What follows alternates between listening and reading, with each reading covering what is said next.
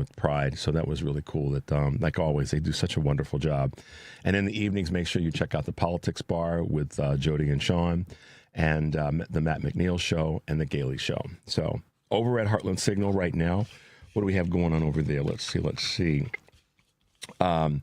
Yeah, this has become kind of the talk of the town, the way that Representative Mark Pocan really kind of, put the foot to director, if you want to call him that. I have another word for him that would take part of the words, the letters in the word director, and come up with another name for Russell Vought. You guys can figure that out if you just go through and spell the word out. You'll see what I'm saying.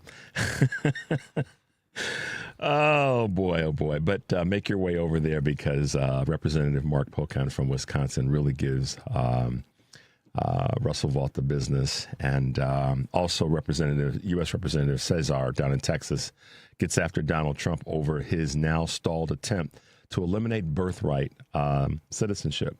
No president, no would-be king gets to pick and choose who is and who is not an American, especially if we go back to what I said yesterday. Let's start asking the question, where are you from? Where are you from? If someone says, go back home or go back where you came from, well, where are you from? How long you been here? How long has your family been here? It's just, they're going to play that game. Let's play it back. Because a lot of times that comes from people who think that they've been here since the day that, the sun shone light on North America. Come to find out that, one of their parents was immigrated to the United States and the other we're not sure of. And that's not listen, I'm not calling out immigration or calling out people immigrating to this country from anywhere on the planet. I'm just saying, stop the garbage. You came here for it to be a better place, or your family did. So how about letting that be something that we can universally experience and share? So there you go. I will lean into that on a different day, because we got a lot of things to cover. Because on today's show, we'll be taking your calls till 7, well, through the whole course of the show, but specifically now until 7 o'clock, because at 7 o'clock we have Patty Garcia, Dr. Patty Garcia, who is running for U.S. congressional seat, replacing the seat that her father, Chuy Garcia, is stepping down from. And we'll talk to her about that. We'll talk to her about what she has plans to do if she wins this seat. Excuse me. So looking forward to having a conversation with her. She'll be in studio with us at 7 o'clock, Democratic candidate for Congress in the 4th District of Illinois. And then the 7:30 hour, Anusha Thotakura, Executive Director of Citizen Action Illinois, will be with us. She is a really great mind when it comes to policy. And I had a chance to... She was part of the panel that I moderated in Detroit a couple of weeks ago with the Fair Tax Forum. So looking forward to talking with her at 7:30 hour. If you guys have questions for either of them, hit us with those. You can text the questions, and we'll try to build those into the interview, or you can send it to our Facebook, or you can call us and say, hey, ask her this, ask them that. We'll do our best to get those on. But that's what's happening on today's show. When I talk about our America 250. It was really great this last couple of weeks to have Professor Kevin Schultz from the University of Illinois Chicago be with us and talk about history, and sort of weave into the conversation some of the experts that we had, particularly this week with some of the professors that were on. So it was just great to have that kind of connection. But I want to get to today's question of the day, kind of rewinding. And Mike, did I get that to you? I did not. My apologies. I'm going to do this really quickly. You guys bear with us. But today's question of the day, and I'm going to rewind to the other questions, but we'll get this one knocked out first. What will you specifically change or advocate for to make sure our freedoms are maintained in our democracy? Again, what will you specifically change in your behavior and the things that you do or advocate for to make sure our freedoms are maintained in our democracy? That's what our question of the day is. So a little bit of personal, respectfully I say this, a little bit of personal responsibility. What are you going to do? What do you need to change? How do you need to look at things maybe a little bit differently? And this is something that we all, I think, can embrace. I don't think. I know we can. We can all sit back and go, what is it that I need to do differently? Or maybe differently can also mean you're doing something, you just want to do more of it. Okay? So don't look at that the question as a criticism necessarily, more of a question of how do we make some things happen that we may not have leaned into enough. But let's go through the questions of the week. Yesterday, we asked the question, we the people, what should we be doing to assure that we the people are still what matters most? And on Tuesday, we asked the question, based on the past 50 years up until now, 2026, do you think that we will have a 300th birthday celebration or a democracy to celebrate? And then on Monday, the question was, from the 200th birthday in 1976 until now, 2026, the 250th birthday, what have been the pros and cons in America in those 50 years? So feel free to call on any of those questions today. Of course, at 773-763-9278. Excuse me, guys. And feel free to send me a text. And of course, you can email me your thoughts in that space. And by all means, go to our Facebook page on any of the questions of the week. Any of your thoughts more broadly about 250, what it means to you, and how you're going to, sort of work your way through this anniversary celebration. I had someone say that they really weren't, this is the 4th of July, that they weren't really going to quote unquote celebrate because they felt like, with all that's going on, celebrating the 250th has been sort of, bastardized and turned into a more of a party for Donald Trump than it has been about celebrating the country. And so this person said, I'm just going to enjoy my weekend and recognize that the 250th is happening. But she said, I'm not going to make a big deal out of celebrating it because I don't want to shine any more light on what Donald Trump is tarnishing. So that's a personal, assessment and what someone wants to do, and I respect that. But take a look at all of our questions from this week. If you guys need me to repeat them, I can do that. But today's question is, what will you specifically change or advocate for to make sure our freedoms are maintained in our democracy? Let us know what your thoughts are by giving us a call here at 773-763-9278. In the 6:30 hour, I'm going to talk a little bit about some GOP observations I'm making in relationship to Trump and some new data that's come out that I want you guys to be aware of or more aware of if you already know about it. Right now, we'll take a quick break. The number is 773-763-9278. You are listening to Choose Views on WCPT, AM 820 in Chicago, and 1520 AM and 103.5 FM from Warren County, North Carolina, and our good friends at AM 950, the progressive voice of Minnesota. I'm Richard Chu. We'll be right back.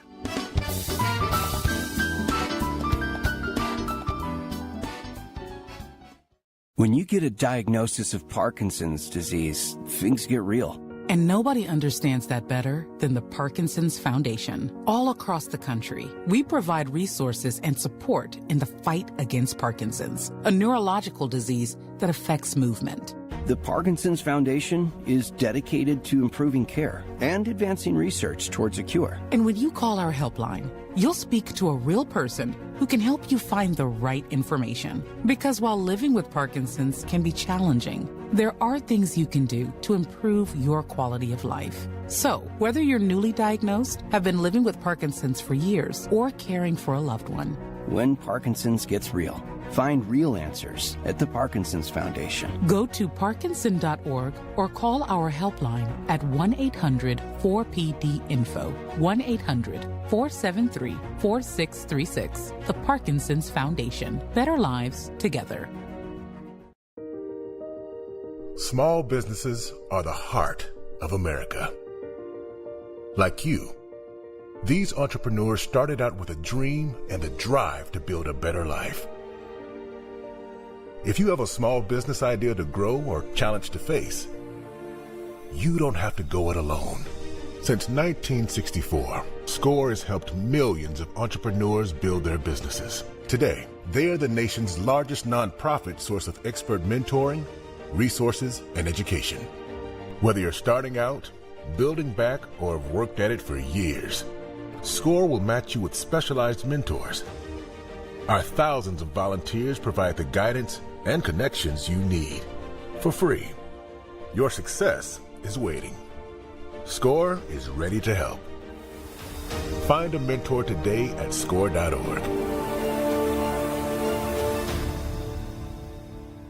Chicago's Progressive Talk, WCPT 820, where facts matter.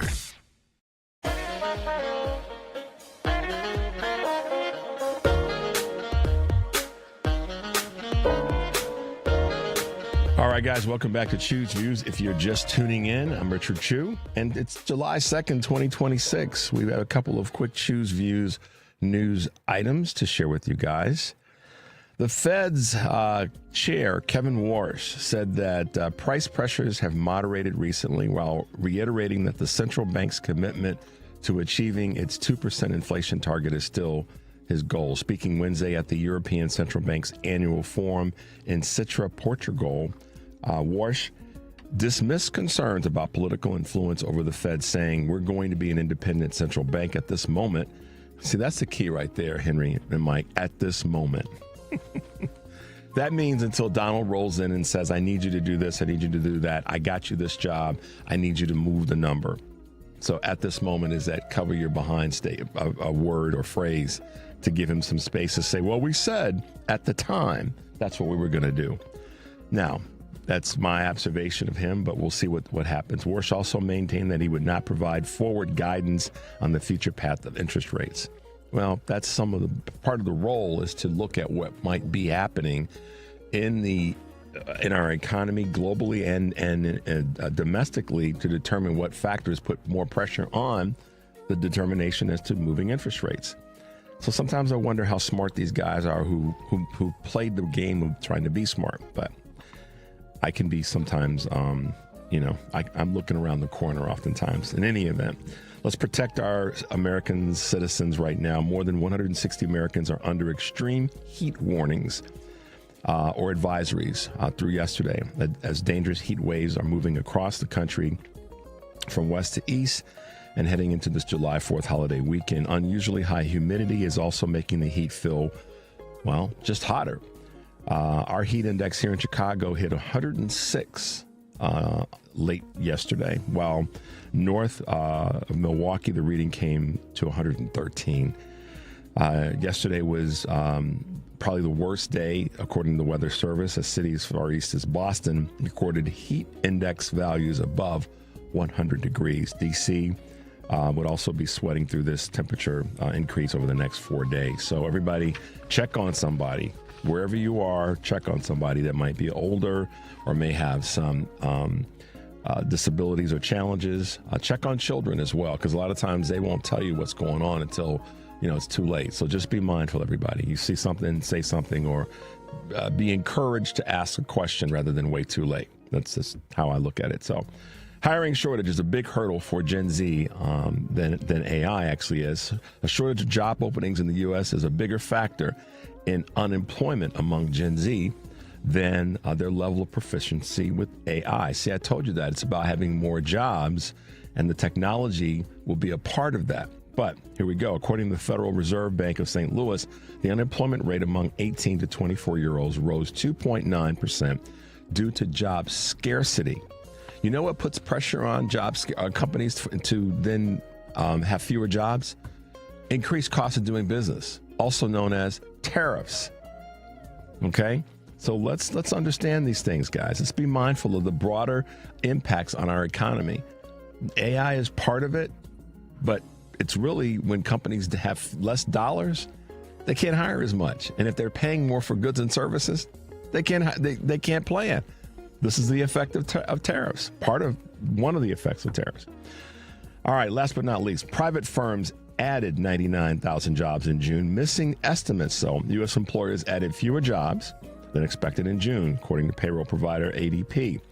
Private employment sector grew by 98,000, falling short of the 110,000 expected by economists.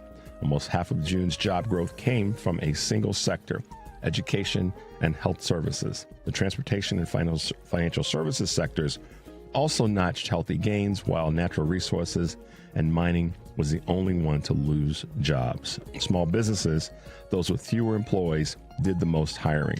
That ought to tell you, let's put more money into small businesses. I happen to know of a person that was a former vice president that says she was going to do that. For all the people that ran around saying, she didn't feed me with the right spoon. I wanted it from a tablespoon and she brought a teaspoon.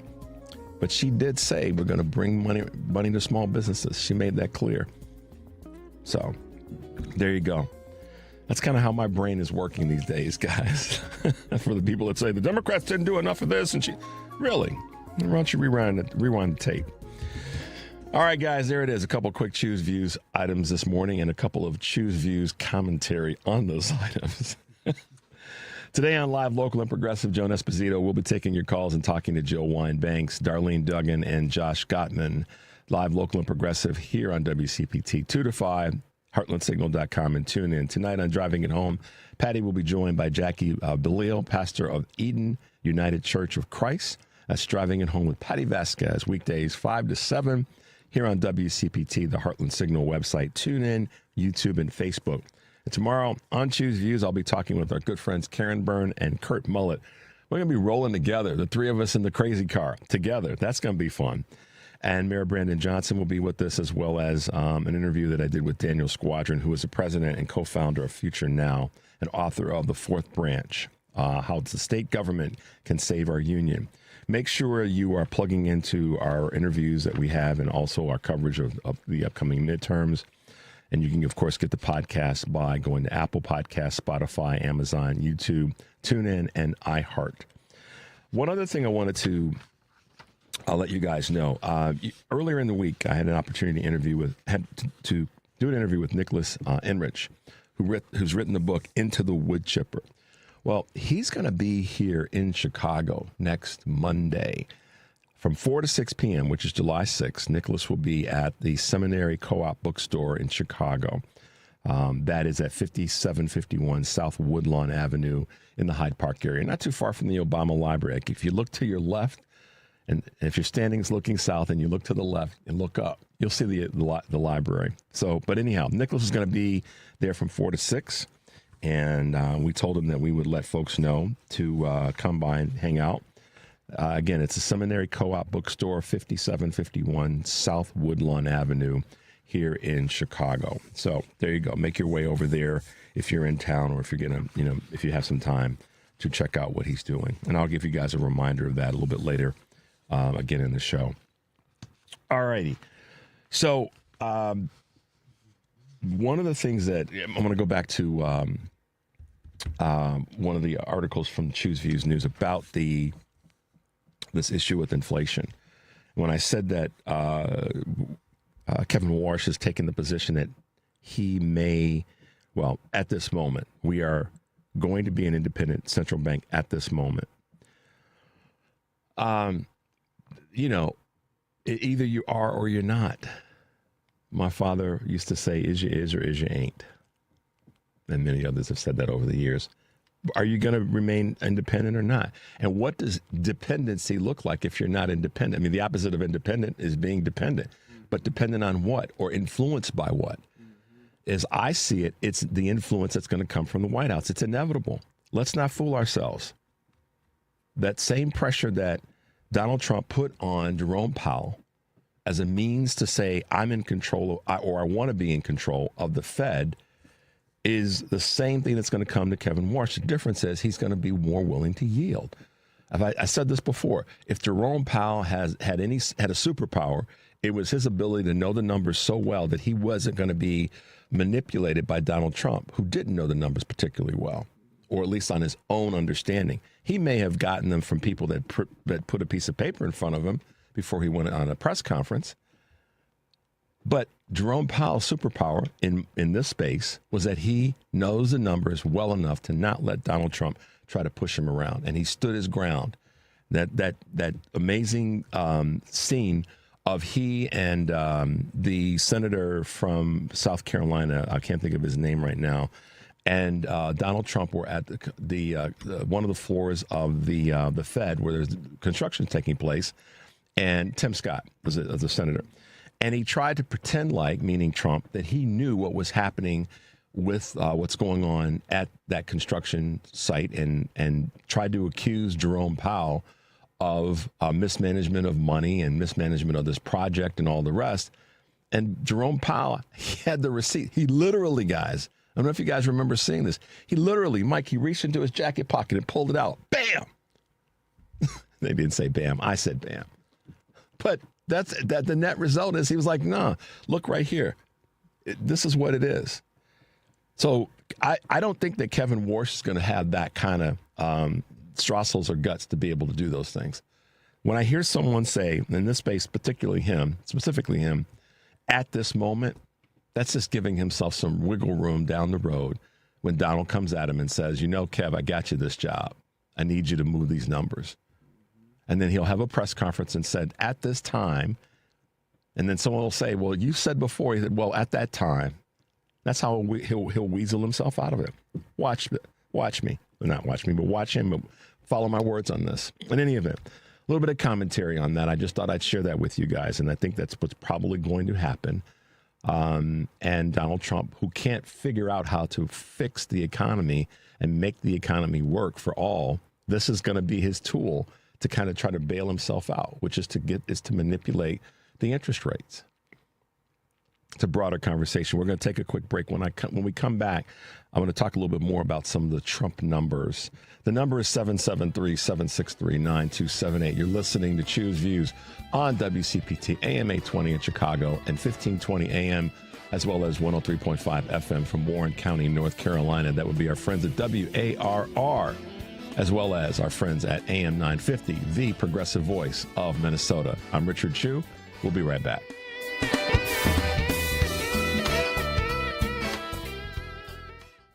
Hi, I'm Kevin Love. Sony Pictures Animation's film GOAT is out now, and we've created something special to go with it. Inspired by the film, GOAT Beyond the Game is a free curriculum that gives kids creative ways to support their emotional well-being. Designed to help kids build their confidence, stay focused, and navigate their emotions, the program brings the film's core themes into the classroom through fun activities. These are evidence-based tools that actually work and will help kids discover they have the power to change the game. Visit kevinlovefund.org and download it today for your classroom or family. Many of our U.S. veterans and service members face challenges: mental health struggles, housing obstacles, employment, food insecurity, and social isolation, to name just a few. I'm Bob Woodruff. My family and I started the Bob Woodruff Foundation in 2006 after I sustained a life-threatening injury while reporting from Iraq. Our service members had my back that day, and we need to have theirs now more than ever. At the Bob Woodruff Foundation, we raise awareness about the tough challenges veterans and military families face and invest in solutions to help support them in the next chapter of their lives. And with one solution comes the next. We solve a housing situation, we increase employment opportunities. We solve employment problems, we address food insecurity. We solve food insecurity, we impact physical and mental health issues. Learn more about our work at bobwoodrufffoundation.org/success. Hear that? That's the sound of your life. Perfectly imperfect. Beating in rhythm to the world you've created. But every time you drive after drinking, the music gets drowned out. Your life sounds pretty great. Don't let a buzz ruin it. Buzz driving is drunk driving. Don't drive buzzed. A message from NHTSA and the Ad Council. You're listening to WCPT 820. Here's the latest Chicago weather update. From the Weatherology Weather Center, I'm meteorologist Jennifer Wojcicki. An extreme heat warning remains in effect. We'll see sunny skies here for today with a high in the mid-90s. Winds out of the southwest around 5 to 15 miles per hour, gusting as high as 25. For tonight, a slight chance for showers and thunderstorms here late, increasing clouds, a low near 76. Friday, chance for rain showers and storms, partly sunny skies, high around 91. That's your latest Chicago weather update. Currently, it's 78. Because facts matter. You're listening to WCPT 820.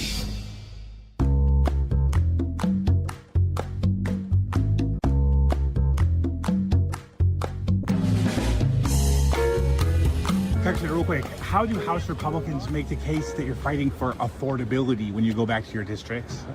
Affordability? What are you talking about? Well, affordability is the big... I'm going to go there tomorrow. Over the 4th.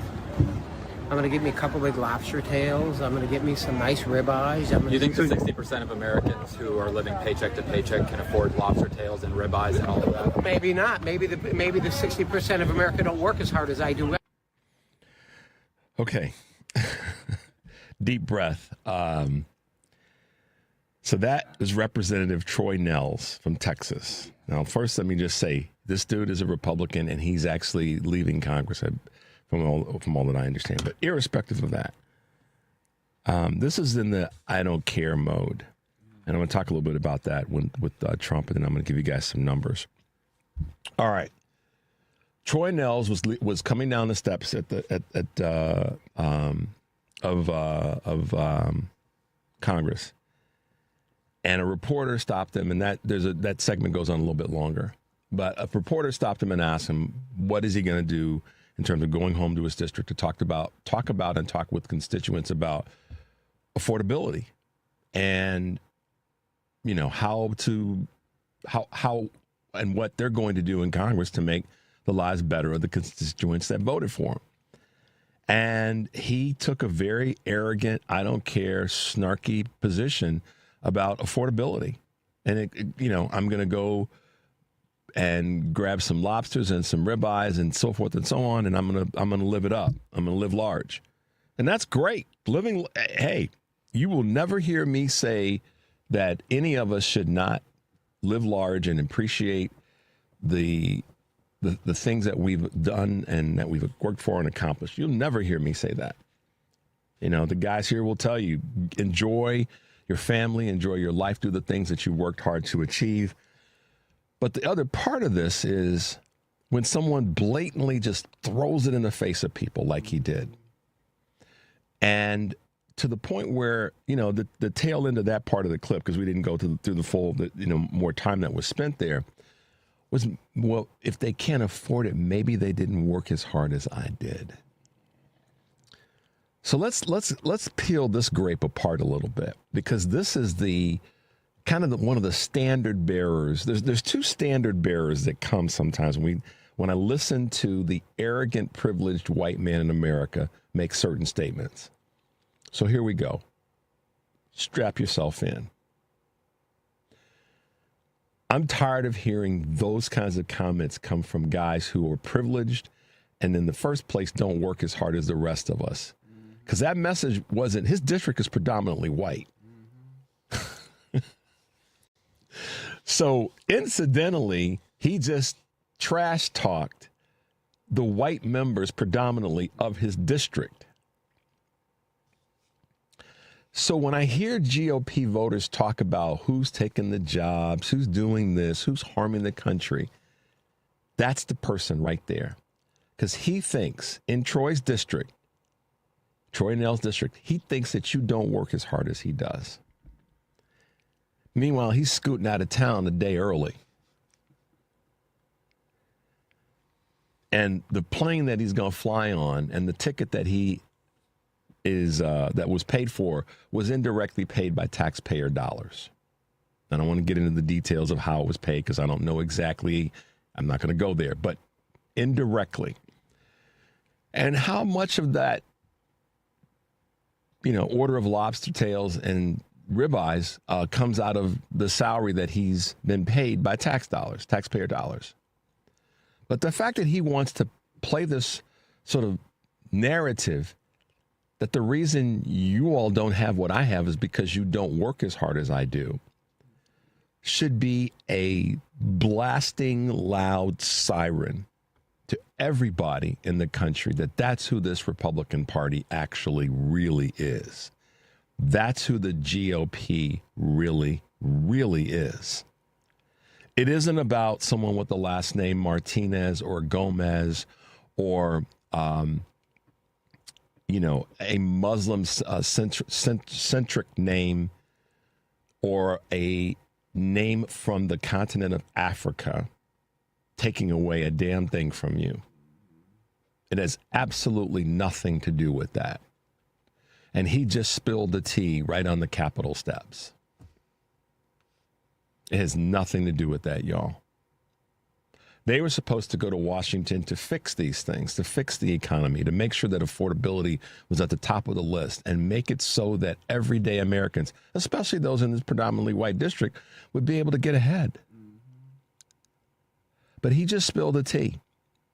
So this is where I say, when I talk about people that want to say that Kamala Harris, Joe Biden / Kamala Harris, however you want to put it, didn't use the right spoon in feeding me what I needed to hear, is total BS. Because your boy just said exactly what he thinks. Maybe it's because they don't work as hard as I do. Last time I checked, some of those folks that have migrated to our country with the last name Martinez and Gomez and other Muslim names and other African-centric names and Somalian names and Haitian names, they worked their behinds off. By evidenced by 2 or 3 jobs. And oh, by the way, there's some Caucasian brothers and sisters in this country that live in Appalachia and other parts of the country that work their behinds off too.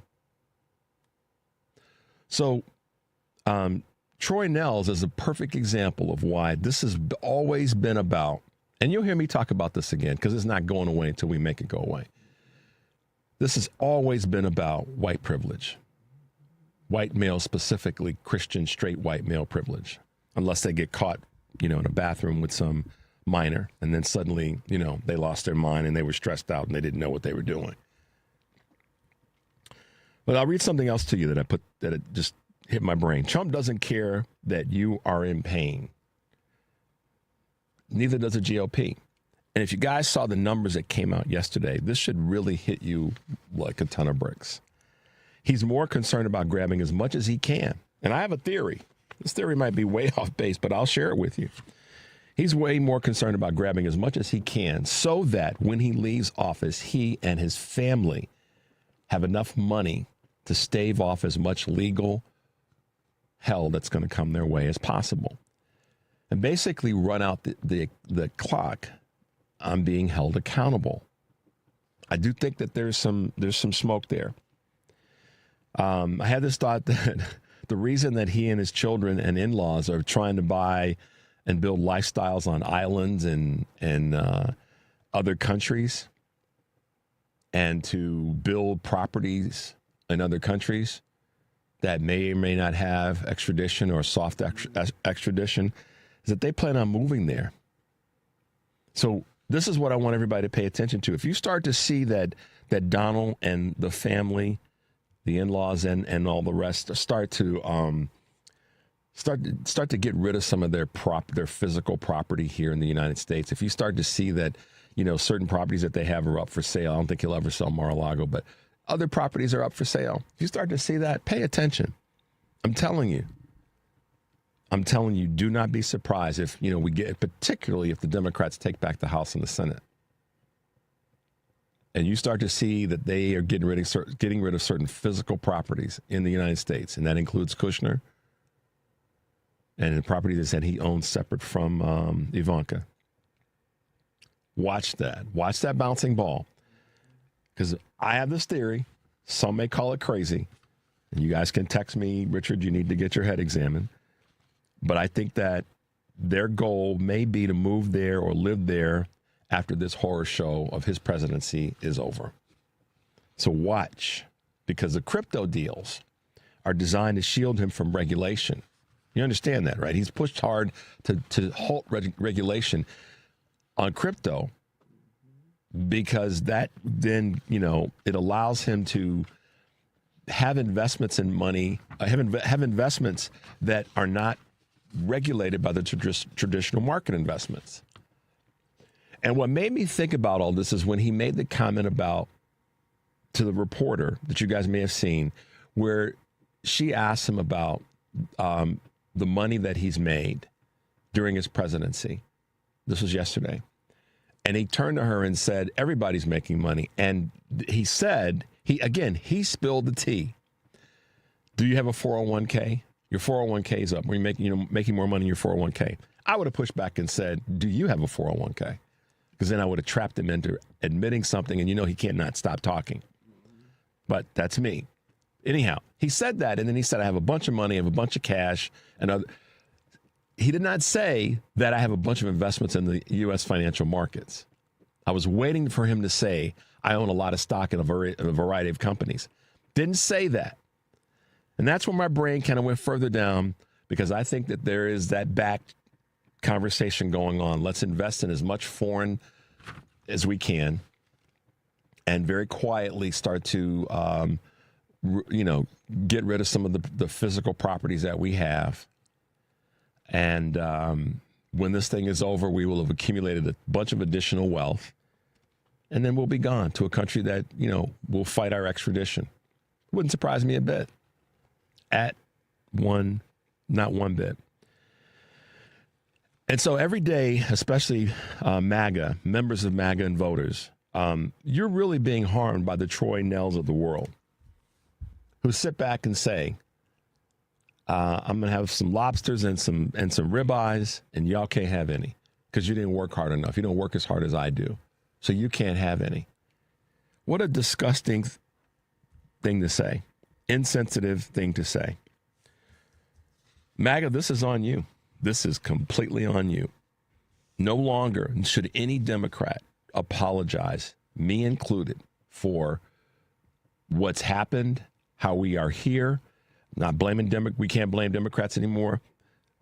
Yeah, we all have to work harder. We've said that. I'm going to say that 1,000 more times. There's more that we can do. How do we improve our team? You know my narrative. But this is squarely in the lap of the Republicans. They're the entirety of them.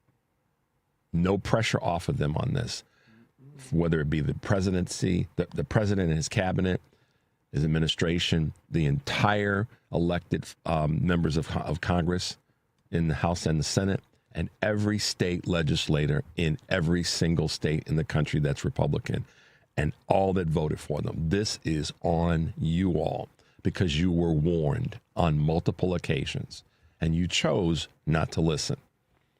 You chose to do that. You went into that voting booth and you said, I'm voting for the dude that looks like me or sounds like me or looks like my daddy or brother or cousin. That's what you did. So, buck up, y'all. Let's take a quick break. The number is 773-763-9278. You're listening to Choose Views on WCPT AM 820 in Chicago, 1520 AM and 103.5 FM from Warren County, North Carolina. And now, AM 950, the progressive voice of Minnesota. I'm Richard Chu. We'll be right back.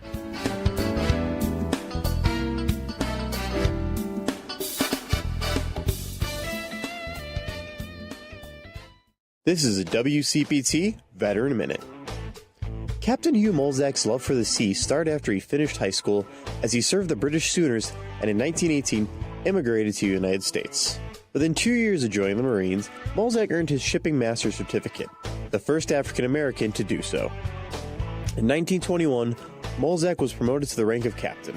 In 1942, the SS Booker T. Washington, the first ship to be named after an African American, was created, and Molzak was offered the position of captain, but he turned it down at first, as the Marines did not want to have an integrated crew. Molzak stood firm on his beliefs, stating, under no circumstances will I command a Jim Crow, and Molzak became the first African American captain of the first ever integrated crew.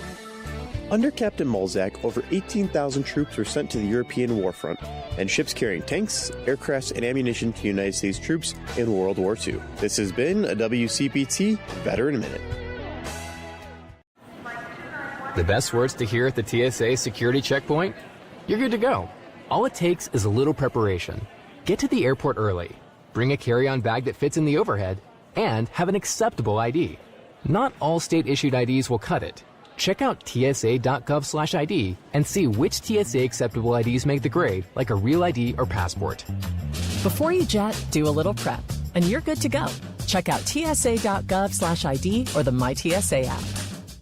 Hi, I'm Tim Meadows. You've heard the phrase out with the old and in with the new, right? Well, buckle up because Stand Up to Cancer's vehicle donation program makes it easy to turn your old vehicle into new life-saving cancer research. More than 2 million Americans hear the words, "You have cancer," each year. That's why Stand Up to Cancer is dedicated to funding cancer research focused on finding cures. Donating is easy, pickup is free, and your gift may qualify for a tax deduction. Visit standuptocancer.org/cars to learn more. Hey Google, play WCPT. Streaming Chicago's progressive talk from TuneIn.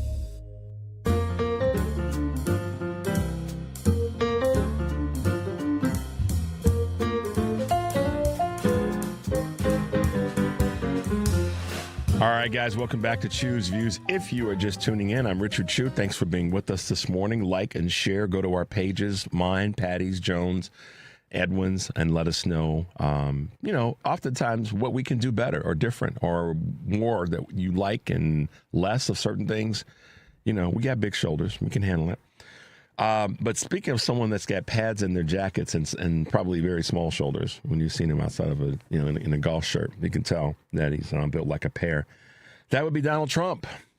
It's not my opinion. Just look at the pictures. 527 days into Trump's second term. Donald's net approval rating is a -21, and not enough people in the media are talking about that. Now, that's up 0.03 points since last week, but that's like saying that you moved your foot from being on the floor to being on the couch. It's not much distance, okay? 37% approve, 59% disapprove, and 5% are not sure. What the hell? First of all, sorry, not sure. But what are you not sure of? Pick one. Either he's doing a good job or he ain't. He's not kind of doing a good job. I mean, that's not the question. But anyhow, I get it. Not to drag the not sures. America and Iran have begun some talks. We heard about this in terms of this war. But there's still little evidence that the prospect of a deal has any sustainability and ability to being approved and or to improve where we are right now. So the Economist had done some tracking in a poll that I was able to grab and get sent in my feed, conducted by YouGov. Check this out. Only 16% of respondents reckon the Straits of Hormuz will remain open permanently. So the other side of that is 84% think it's going to be messed up. 84%. Wish we could get 84% of people to vote. Seriously. And 54% said it was a wrong decision to go to war in the first place. That means 46% approved of it. So kind of like, what were you thinking? Because if you think about it, the other side of it, if conversely 84% don't approve, then, that 46%, I don't question it, but I'm like, what are those people thinking? Be that as it may, the approval numbers are way, way, way in the toilet, and we should just flush it and flush Donald with it. Sorry about that, guys. Trump's net approval rating for handling of inflation and prices is -43%, the lowest it has been this term. The -43%. This is the guy that said, I know everything about everything. I'm going to fix everything on day one. Affordability, groceries. Nobody's talking about groceries.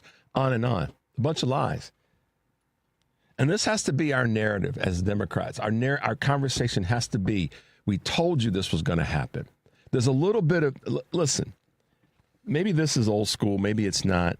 Maybe some of the younger voters and participants and folks might look at this differently. I respect that if you do.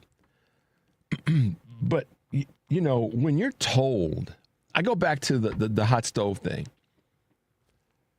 Mama said, don't touch that stove. It's hot. And you touched it. You learned the hard way, unfortunately. I don't want anybody touching stoves and burning their hands. Don't get me wrong. But in this case, and I really am committed to this, we as progressive liberal Democrats have to keep this part of the narrative high. It's not that the Democrats didn't do enough. It's that the Republicans lied to the country across the board. And we have to use these kinds of data points to prove it. He said on day one, Look, y'all, this report says this was 527 days. He said 526 days of an opportunity to get it right. If day one he didn't get it right. He didn't get it right. It's not that he didn't get it right, though. He said he never knew what to do in the first damn place. 43% in the negative when it comes to inflation and handling prices. So Troy Nels, that means that the people who work their behind off are the same people that would expect that number would be higher because they'd be in the approval side. But it's not congruent. See, they lied to you all. And we told you we told you that they were lying, and they furthered the lie, and they've made it worse by adding more fuel to the fire with this Iran war. So I'm just hoping that people will be willing to pay attention and then fight back. And it's not just on the Democrats. We're going to grab a quick call. Let's see who we got to talk to this morning. Oh, no way. What's up, bro? What's up, Richard? What's up, brother from another mother? What's going on, man? Well, look, I was listening. Okay, hold on a second. Hold on a second. You and I just rolled into the room, and people are like, "Who is that?" Well, guys? This is Sean. This is Sean Pierce from the Politics Bar. Good morning, Sean. What's going on, man? Good morning, Richard. Oh, it's funny because I woke up. I'm out walking my dog, and I basically I'm listening to you, and I'm like, wait a minute, were you in a bar last night? Because I could swear Jody and me were talking about this exact thing. That, look, the whole thing with Troy Nels, to me, it's pretty simple. We just need to start calling them, right now at least, the let them eat steak Republicans. I love it when somebody that's got real comedy talent says something like that. Go on, my man. Well, I'm just saying, look, if you've seen the prices of steak, everybody's trying to get ready for the weekend. Everybody's like, look, steak is at the highest price it's, I think, ever been, at least anyway in the modern era, relatively speaking. And I'm going, so if he's like, hey, I'm going to have me some steak and some lobster, and be like, okay, fine. Let them eat steak Republicans, because that's their attitude. They don't care, especially Trump yesterday when, Mary Bruce from ABC was asking him about his income. Yeah, the money disclosure made. that he just had to release. Right. He's like, well, I made money. I made a lot of money. They do not care about anybody else. I've said this for a long time. We've said this at the Politics Bar since we opened the doors, even before. The modern Republican motto is 5 words, 5 simple words. I've got mine, F you. Yep. As long as they got theirs, they don't care about the rest of us. No. So they got steak. If you can't afford hamburger, well, sucks to be you, but they got steak. Yeah, and I know, man. And listen, when I heard the Nels interview, or whatever you want to call it, him skipping down the stairs, as I said to Henry, he comes skipping down the stairs. Of the cat. Yeah. I'm going, and then to hear Trump say, your 401, do you have a 401k? There's a part of me that just was like, golly, this is why there's a higher power, because the higher power won't let me in the space of these people asking these questions. Because I would have said to Donald, I said, I'm not asking you about my 401k. I'm asking about the $2 billion that you've made since you've been back in office. That's what I want to know about. But I can't remember whether it was Bob Sesko or Jody last night at the bar who was mentioning that every president, from George Washington to Joe Biden, has earned, I think, in their time in office, I believe it is $40 million. Combined. And Trump earned 2.2, combined. All of them combined, $40 million. And Trump earns $2.2 billion in a year? In 527 days. It's crazy. It's just, well, let me back up. No, that was right. You're right. That was in the year of 2025, because it was based on that 912-page disclosure form. Barack Obama's disclosure form in his second term was 8 pages. Trump's that was for the entire 4 years of his second term. Trump's. No, that was that 8 pages was just his last year. That was just his last year in office. But still, he never got more than, I think, 10 pages at all. Obama never got more than that. Trump came in, I think his first one was something like 200 and some odd pages. Right, it was. His first year.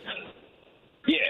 So, I mean, we understand this, but then you go a step further. You go into the thing of look at how many millionaires, billionaires there are members of Congress. So there's that. Yep. Then you look at the Democrats, and you look at the way that the media is covering a lot of these primaries. The media doesn't understand how to cover Democrats united. They get Democrats in disarray because they've been, braying that for years. But it's Republicans who are in disarray and Democrats who are united. There is one small exception. Jonathan Chait had a piece in The Atlantic, which, we'll put in the news on tap for the Politics Bar tonight. So if folks want to come by the bar, they can, check that out. But there's a certain subset. It's not – Democratic Socialists are fine, but there is a group that hides within Democratic Socialists. They are what used to be called the dirtbag left. And the dirtbag left are the ones who they don't like democracy. They want actual socialism. And unfortunately, there are some lazy-ass people in the media who are like, they're all socialists. Democratic Socialists are not socialists. But Jody Hamilton has a solution for that. We call them FDR Democrats instead of Democratic Socialists because they believe Democratic Socialists and FDR Democrats are the same thing. They believe that we all should have a right to food, a right to work and live, a livable wage, be able to live as healthy of a life as you possibly can. Yeah, man. FDR's four freedoms. There right, it is. Exactly. Hey, Sean, you know what's about to happen, right? I got to go to break. Yeah, you got to hit a break, I'm sure. Yeah. Thanks for calling in, though. Good Lord. I got to get back on the bar with you guys. So you set it up and let me know when to show up, and I'll be there. But thanks, Sean, for calling in. Absolutely. Glad you had a good walk this morning. Have yourself a great 4th of July holiday. Everybody in Chicago and everywhere else, stay cool. It's going to be ugly, especially in the eastern half of the U.S., so keep yourselves cool this weekend. You do the same, brother. Talk to you soon. Quick break, guys. 773-763-9278. Listening to Choose Views on WCPT in Chicago, WARR 1520 AM, 103.5 FM, Warren County, North Carolina, AM 950, the Progressive Voice of Minnesota. We're going to take a quick break.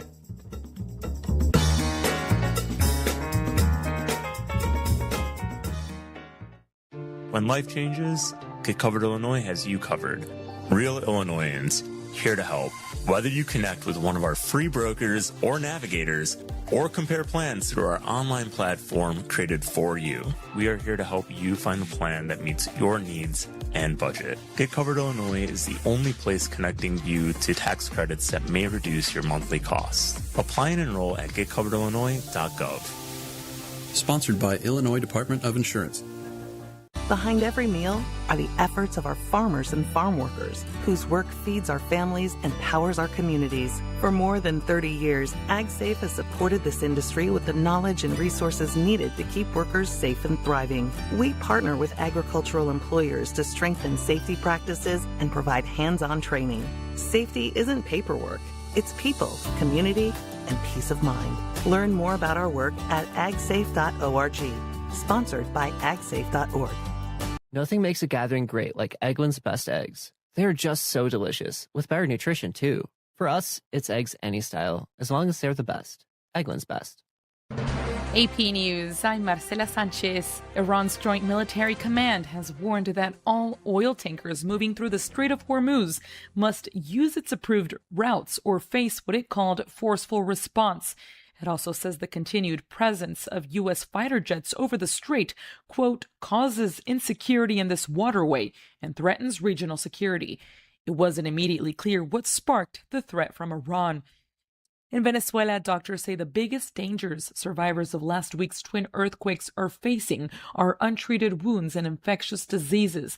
Aid workers point to the destruction of clean water infrastructure and poor sanitary conditions as major factors contributing to the major medical crisis. They warn that unless the situation is quickly controlled, it could take more lives in the days and weeks ahead. Expert teams from more than 24 countries continued with their rescue operations yesterday. 16 children from the same family who were rescued from a rundown home in rural Ohio were living in terrible conditions. The AP's Lisa Dwyer reports they were confined to just one room over much of the past 4 years. This is an intra-family situation. Benton County Prosecutor William Archer says the case is not a human trafficking case. This is clearly involved a multi-generational family in a very limited situation. Investigators say some of the children discovered were unable to speak, and one, an 18-year-old who was developmentally disabled, could not even write her name. Ohio Attorney General Andy Wilson says the children are all receiving care. Their physical well-being is our number one concern. The children's parents and 2 grandparents are now charged with felony child endangerment. Sound courtesy WSYX. I'm Lisa Dwyer. This is AP News. It's what Swifties have been waiting to hear. The AP's Ed Donahue tells us more. A law enforcement source tells the AP Taylor Swift and Travis Kelce will celebrate their wedding at Madison Square Garden Friday night. A smaller rehearsal dinner is planned for the night before. Nothing has been publicly confirmed by the couple. NYPD Commissioner Jessica Tisch mentioned this. I would be remiss not to mention an event that we are tracking at Madison Square Garden on Friday night. The NYPD will, of course, have a detail in place, but I am not going to go into more specifics on that at this time. New York Mayor Zohran Mamdani also confirmed a permit was filed for a large event, adding there isn't anything to share beyond that. I'm Ed Donahue. And I'm Marcela Sanchez, AP News. This is 8:20 a.m. WCPT Willow Springs and streaming worldwide at WCPT820.com. We are Chicago's progressive talk, where facts matter. Now, your WCPT 820 weather update. From the Weatherology Weather Center, I'm meteorologist Jennifer Wojcicki. An extreme heat warning remains in effect. We'll see sunny skies here for today with a high in the mid-90s. Winds out of the southwest around 5 to 15 miles per hour, gusting as high as 25. For tonight, a slight chance for showers and thunderstorms here late, increasing clouds, a low near 76. Friday, chance for rain showers and storms, partly sunny skies, high around 91. That's your latest Chicago weather update. Currently, it's 81. You served behind the desk. You served in combat. You did 4 years and got out. You were drafted. You gave 20 years. You gave exactly what your country needed. You are a veteran. You are a veteran. You are a veteran, and you deserve support. If you're struggling with life after service, don't wait. Reach out. Find resources at va.gov/reach. Brought to you by the United States Department of Veterans Affairs and the Ad Council.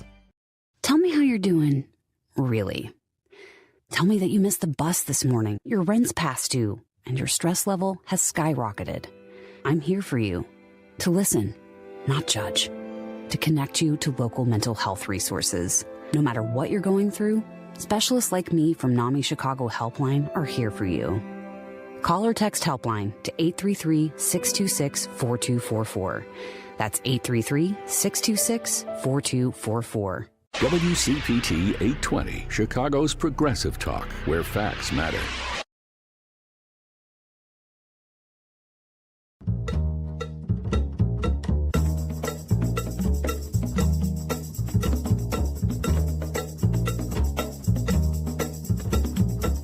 Welcome back to Chew's Views with Richard Chew. All right, guys, welcome back to the show. If you're just tuning in, this is Chew's Views, and I am Richard Chew. Today on Live, Local, and Progressive, as we said before, Joe will be taking your calls, Joe Weinbanks, Darlene Duggan, and Josh Gottbaum. So make sure you're tuning in weekdays 2 to 5 Central here on WCPT, HeartlandSignal.com, and tune in. And tonight, Patty Vasquez will be joined by Jackie Belil, pastor of Aiden United Church of Christ and certified empowerment coach. That's Patty Vasquez, weekdays 5 to 7.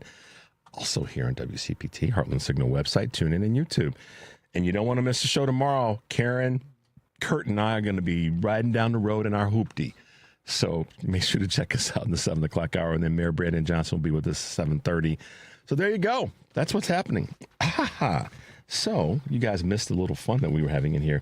Yeah, Mike and I and Mike Henry and I were yucking it up about the the craziness out of Texas and not being connected to the people that elected you. And so, with regard to what Troy Nell said on the Capitol steps, am I going to be at 2 or on 3? 2? Okay. I'll take my glasses off because I can see you from afar. Good morning. With us this morning, as I said, in studio is not going to be, but is Democratic candidate for the 4th District of Illinois for Congress, Doctor. When she walked in, I said, "What's up, Doc?" Dr. Patty Garcia. Good morning and welcome to the show. Morning. Thank you for having me. Absolutely. So diving right in to ask you the most pressing question, how's the campaign going? What's happening? What are you hearing? What are you learning? What are people saying to you? Good, bad, and in the middle.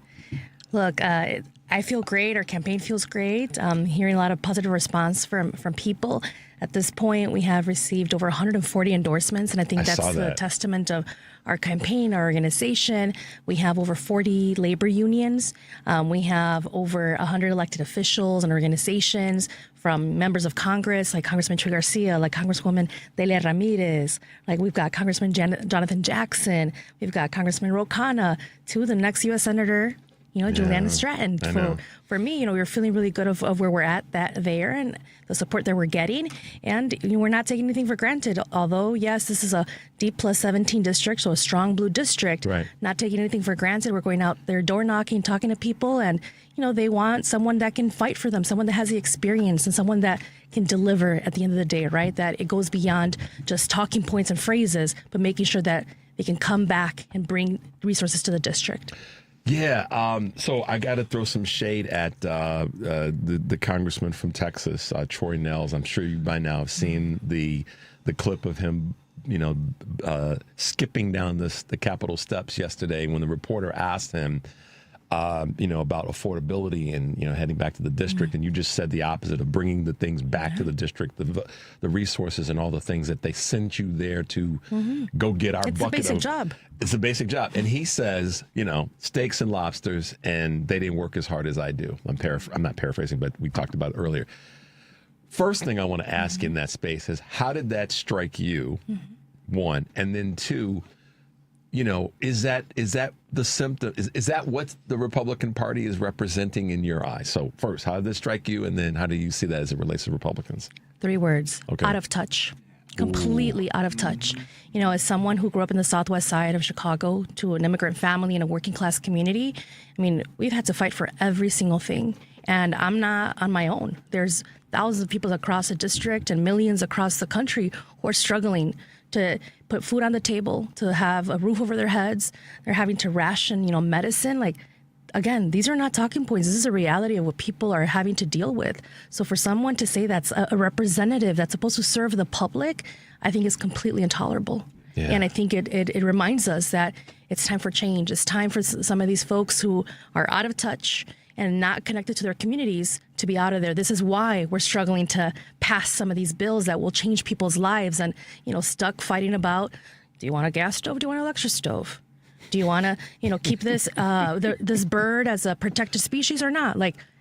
Those all are important things for our environment, but they're making, these debates over things that can really divide us instead of talking to things that can unite us and making sure that we keep people alive, that we can make sure that we keep our communities thriving, right? And the basic needs, healthcare for all, right? Medicare for all, making sure that we have housing as a basic human right, that we have public education in schools, right? As someone who, doctorate in public and education policy, we should be doubling down on education right now, not dismantling it. There's no reason why we're doing something like that.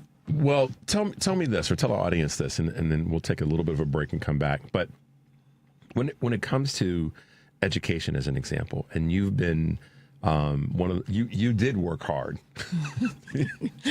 harder than many, and you did achieve a degree that many people are admiring and would be proud to have. But it took hard work. It took some sacrifices and some choices and all the things that we make in terms of accomplishing things that we want to accomplish. But education it has been for such a long time one of the equalizers in our society. And our next guest, in fact, Anusha Thotakura is really she's great. She's great. Yeah. What do you? How are we going to approach? And I know this is a big. This is a whole herd of elephants.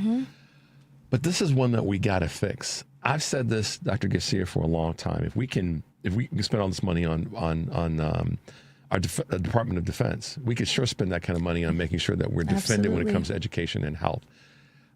What's going to be your approach? You said some specifics in terms of not just the talking points, but what do you see as someone that's been very well educated we have to do to fix our educational systems that are struggling? Look, it's no coincidence that this administration has attacked public education, because we know, and historically we've seen, whether it's been the indigenous community, the Black community, right, and the Latino community, education has been a vehicle to transform our communities. They know that it's a vehicle of resistance, of empowerment, and that is why they're trying to, cut our culture, cut our history. So we forget about how much we struggled to get to where we're at, and the conditions and the policies that have rendered our current situation, right? They want us to be miseducated, right? And so for me, as someone who absolutely loves education and knows that, it's made a difference in my life, right? It made a difference, made sure that I didn't go down the wrong path. And when I had good teachers who brought me back, right? For me, I think it is important that we invest in after-school programs, violence prevention programs, dual language programs, right? Cultural history. We need to pay teachers what they deserve. Yep. I don't have enough fingers to tell you how many teachers I'm grateful for, because I know that they touched my life, and that I know that that's the case for so many of us, that we can think of that one teacher, 2 teachers, more than 10 teachers that have changed our lives. So yes, it's time that we pay them what they deserve, that we make sure that we're protecting students, right? We have right now with immigration, there's so many students that are living in fear. There's teachers that are DACA recipients living in fear, year to year, wondering, am I not going to have a job? Am I going to be able to protect these kids? Right? And when we have this administration that's spending billions of dollars, not only on war, but literally terrorizing our communities, Black and brown communities, how can you tell me that we don't have money for schools? Yeah. When you're spending all this money on wars and weapons? Without a doubt. I mean, I've been such a ardent non-supporter of increasing our military budget in any capacity whatsoever. They got enough money. Yeah. The reason Eric Grant, who hosts the family meeting, and I've talked about this before, the reason that our military budget is so out of whack with relationship to other budgets that we have and that should be higher is because we're always causing so much hell across the globe. And that's an oversimplification. Under the guise of democracy, but we can't even have democracy here. But exactly. Let's take a break. When we come back, I want to talk a little about going forward, some things that you want to get done. The competition of the race. We can't get away from that. That's a reality. It's politics. It's politics. Yeah, that's right. All right, guys, 773-763-9278 is the number. You're listening to Choose Views on WCPT, AM 820 in Chicago, WARR 1520 AM, and 103.5 FM from Warren County, North Carolina, along with our good friends at AM 950, the progressive voice of Minnesota. I'm Richard Chu, hanging out with Dr. Patty Garcia, who is also the Democratic nominee for our 4th Illinois Congressional District. She's running for that seat, y'all. We'll be right back.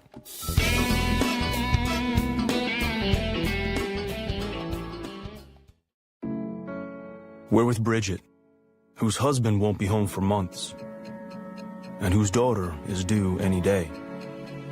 We're with Mike, who's leaving home to protect his family and yours. We're with all service members and their families who need community, connection, and maybe a bit of magic. Are you with them? Learn more at uso.org today.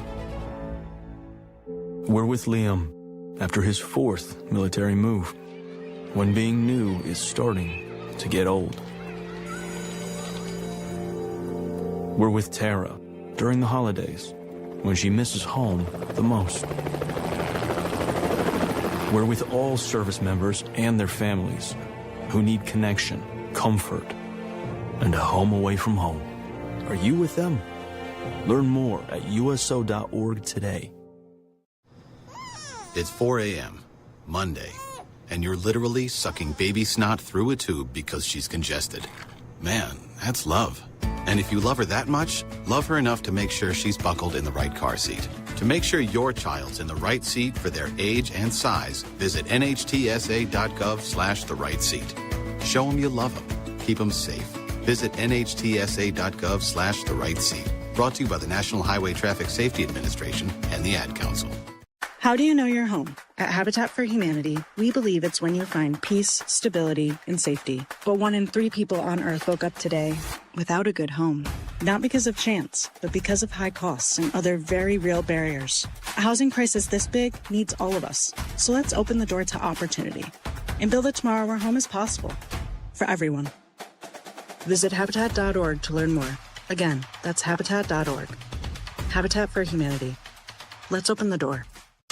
This is WCPT 820, where facts matter.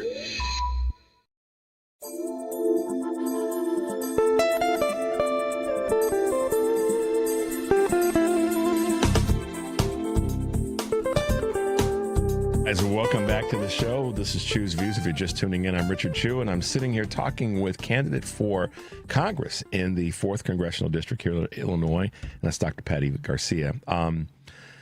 Not Patty Vasquez, who was our... Who's also great. It's also great. I said, how many times am I going to mess this up today? It's like Patty Garcia, Patty Garcia. No, don't say Patty Vasquez. So you are running in a seat that has got some competition that's taking place, and folks were frustrated with the transition. That's a reality. You said it before we went to the break. It's politics. Walk us through that. I mean, I don't ask gotcha questions. It's not my style. But walk us through how this has kind of evolved, and then let's talk about the go forward. Yeah. Well, look, you make plans and then life happens, right? And so the congressman fully intended to run for re-election. That was always the plan. And unfortunately, due to circumstances at home, his health, his wife's health, and then the reality of having to, one, being a grandfather, but having to become a father and adopting his grandson, I think it really sunk in. Literally that week, that final week of October is when the process to adopt finalized. And so I think, all that came into fruition, and, he had to be there for his family and prioritize his family. So I know, as someone who's dedicated his life to public service, I know it wasn't an easy question for himself to ask and to reach. And so, as I've said, it's a tough reality of life. And of course, believe me, I would have liked to have more time as someone who's trained and helped run people for office for the last 15 years and done voter education, voter registration, candidate training. I wish I would have had more than 24 hours, right, to make up my mind, talk to my family, and gather volunteers to go out and collect signatures. And, that transition, I had to quit my job on the spot without any savings, just having had surgery the month prior to that. And so it was a lot of uncertainty, but I also saw the opportunity to be able to ensure that we had good representation in Congress. And I had the support of so many elected officials, so many organizations, people from our progressive organization that came and said, it's got to be you. Yeah. Like, it. You can hit the ground running on day one. You've done the work here in the district. You've been a chief of staff. You know how to navigate the politics of D.C. and the politics of Chicago. Because there's two different worlds. Two different, but let me just say this, Dr. Garcia. I was driving the other day, and what hit me was, and maybe because I traveled to New York, I traveled to D.C., I traveled to Los Angeles, really the 4 most influential cities politically in the country, in my opinion. I live here in Chicago. And it dawned on me that every time we look up, Chicago is in the mix when it comes to our national politics. It's just, it is. What it just goes to show, and Illinois is in the mix all the time. And that's how we want it to be. We're a model for the nation. We are, because we do bring a certain amount of moxie and chutzpah to the conversation. And I think that the country needs that right now. So I want to ask you this question, because I ask this question of everybody that's running for office. It's their first time, no matter what they've done, and they've been in the room when it happened. They've been at the table. Yeah. Everybody going to Congress this time around from the Democratic side, you got to walk in with a sledgehammer and be ready to knock over some tables. I think what's happening in some of the progressive social races, socialist candidate races, is that they've said to the voters, we're going to do things differently because we have to. And some of folks are chronologically younger. Not everyone. What's his name that won in New York that beat Representative Goldman? He's not 25 years old, and I think he's 52. So it's not just young chronologically, it's young in ideas and energy. So, with this long preamble, you got to walk in the door ready to hit the ground running and knock over some tables and grab some people's lunches and say, listen, not this time around. Are you prepared to do that? I know you are, but how are you prepared to walk in and be able to do that? Look, as a staffer, I've never been a yes person. Okay. As a staffer, I'd made sure that I spoke up for the community as a representative and extension of the congressman, right? Making sure that we talked about immigration, even when immigration wasn't popular. We talked about genocide and the war against Palestinians, even when it wasn't popular. So for me, I know that I'm feeling very grateful and very excited and encouraged that there are so many others that are like-minded that are getting elected right now in these primaries, historical primaries, to be able to change what's going on in D.C. It's very clear and very true that things have got to change. We cannot continue with the politics of the old. We cannot continue with doing things as normal, with business as usual. People want fighters. People want individuals that are willing to sacrifice, everything, even themselves, that are there not for their own pockets, not for the title, not for the limelight, not for, even press and media hits, but they're there to do the work, and ensure that we can work across a very diverse Congress to get the job done. What happens when you get there and, we all operating in this space right now, fingers crossed that we take back the House and the Senate. If we don't take back the Senate, that's another conversation. But we've got a lot to get done, and there's a lot of times when there's a long list. Take housework, for example. Yeah. You got to prioritize the things you got to get done first. You got a big party that's coming. What do we do first? But in this case, we've got some things that have to happen, and where I'm going with this is, Amy McGrath, who's run for a Senate in Kentucky, has said it's got to be about accountability, affordability, and accountability. How do you look at those two things? I think they go hand in hand. In order to have accountability, you have to, let's open up the books. Let's see how much money we've been spending on these endless wars. How much money have we been spending on enforcement? And instead, we spend it towards ensuring that people can survive, ensuring that people are thriving, right? And so when I think about my priorities, I think about things like immigration, right? How much money has been spent and wasted under the guise of public safety, under the guise of, we just want to make sure they're not wasting taxpayer money.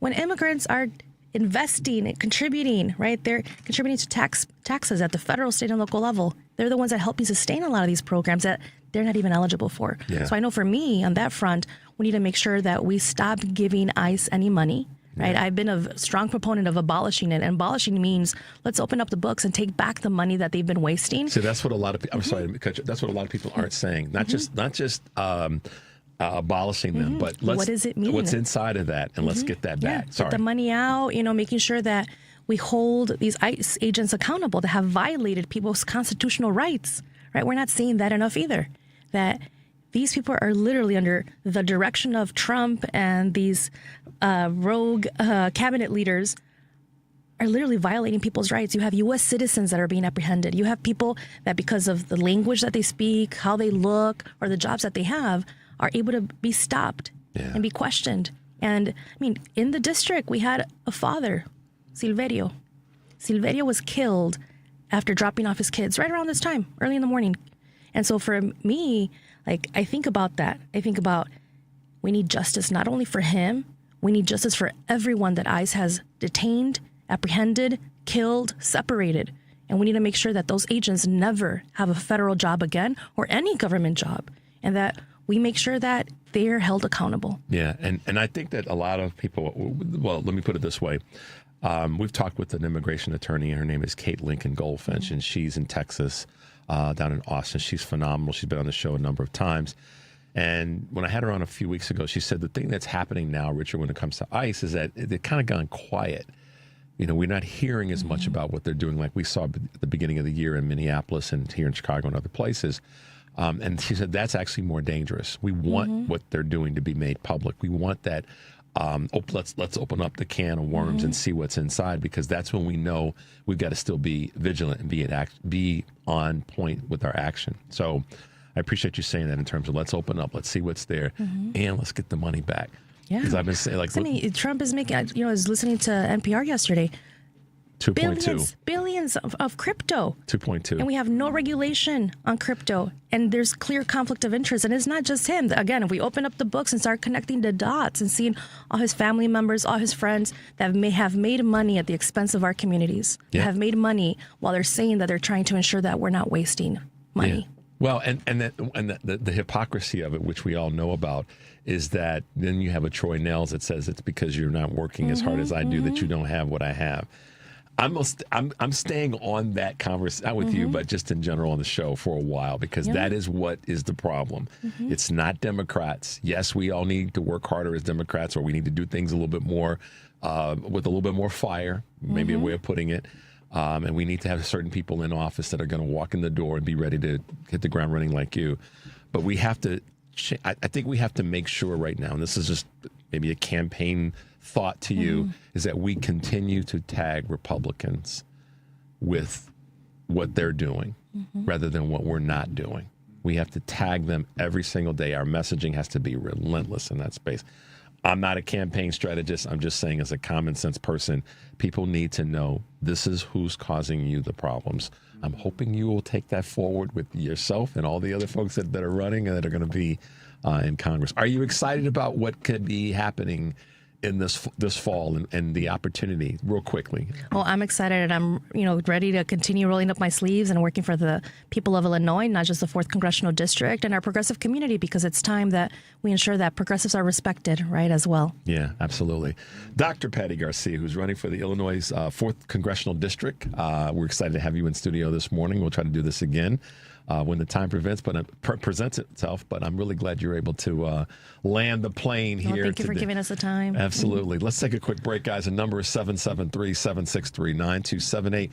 You are listening to Choose Views on WCPT, AM 820 in Chicago, AM 950, 1520 AM, I should say, as well as the good folks at WARR 103.5 FM. We're all over the place. That's all I can say. Stay tuned. We'll be right back.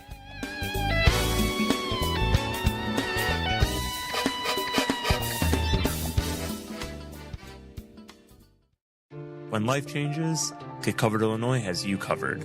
Real Illinoisans, here to help. Whether you connect with one of our free brokers or navigators, or compare plans through our online platform created for you, we are here to help you find the plan that meets your needs and budget. Get Covered Illinois is the only place connecting you to tax credits that may reduce your monthly costs. Apply and enroll at getcoveredillinois.gov. Sponsored by Illinois Department of Insurance. Are you an adult with uncontrolled moderate to severe Crohn's disease symptoms and still packing a backup bag of clothes? Just in case? Skyrizi Risankizumab Riza can help you take control of your Crohn's.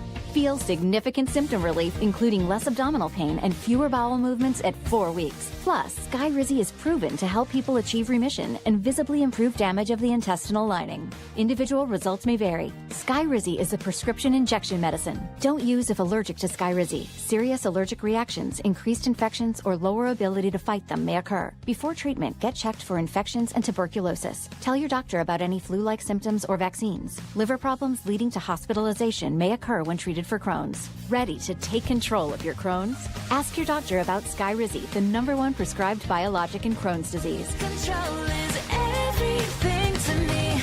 Learn more at skyrizi.com or call 1-866-SKYRIZI.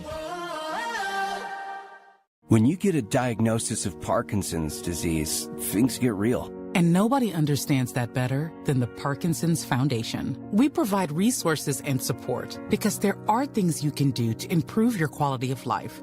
So, whether you're newly diagnosed, have been living with Parkinson's, or caring for a loved one, find real answers at the Parkinson's Foundation. Go to parkinson.org or call our helpline at 1-800-4PD-INFO. You're listening to WCPT 820. Here's the latest Chicago weather update.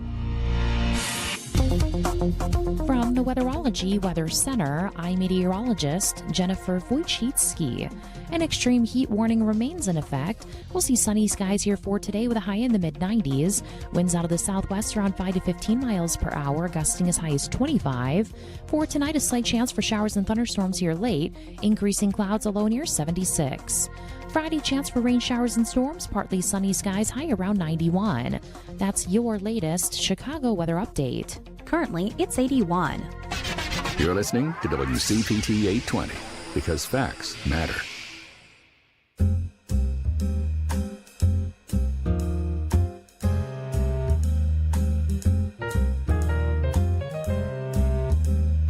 All right, guys, welcome back to Chu's Views. If you are just tuning in, I'm Richard Chu. Thank you for being with us this morning, and thanks to Dr. Patty Garcia, who is running for the 4th District of Illinois congressional candidate.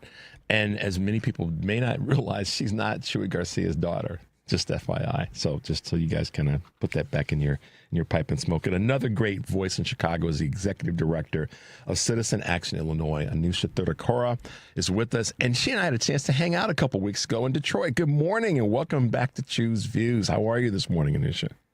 Good morning, Richard. I'm doing well. How are you? I'm good. I am grateful that you are able to hang out with us for a few minutes this morning. As you know, we just had Dr. Patty Garcia on, who is one of your champions, and you're one of hers as well. So it's kind of nice that you guys know each other and have worked together on different projects to make Illinois a whole hell of a lot better. But we're doing pretty good right now. Talk a little bit about this, Anusha. Chicago as a city, Cook County as a county, and state of Illinois get a lot of criticism. And I guess when you have big shoulders and you're working hard to get things done, that's part of the territory. But talk to us a little bit about, what's happening in the state that you've been observing that's going well, and some things that you think that we need to be leaning into to improve upon. It's a great question, a great place to start. So legislative session just wrapped up in Springfield at the end of May. And each year, each session, there are thousands and thousands of bills that legislators consider, many of which don't make it very far, and many of which pass. And in Illinois, where we have a Democratic supermajority, we work very hard at Citizen Action Illinois, along with our coalition partners who lead on various different issues, to get legislation moving and ultimately across the finish line that helps everyday Illinoisans. Things like lowering drug costs, regulating auto insurance costs, regulating rental fees and banning junk fees, protecting our environment, protecting reproductive and LGBTQ+ rights. And so we're really proud that, recently, just last week, we released our 2026 legislative scorecard, which is a measure, it's a tool that tracks about 25 different bills that passed the legislative session this year. And you can check how your legislators voted, either in support or against various progressive measures like in the different categories I listed. So with tracking that, what's the, I'll say, use the word benefit, but what is the upside for someone that just is a regular everyday citizen in the state of Illinois, that they can look at that and can draw what conclusions, get what data that would help them be better as a voter or more informed? Help us understand what the value there is. Yeah, so as a regular everyday person, you got a lot of things on your plate. You're probably not going to know the status and ins and outs of thousands of different bills in Springfield, even the ones that directly impact your day-to-day life. And I think the average constituent, if you live in a Democratic district, you might think that your representative is going to be 100% on all the issues that you care about.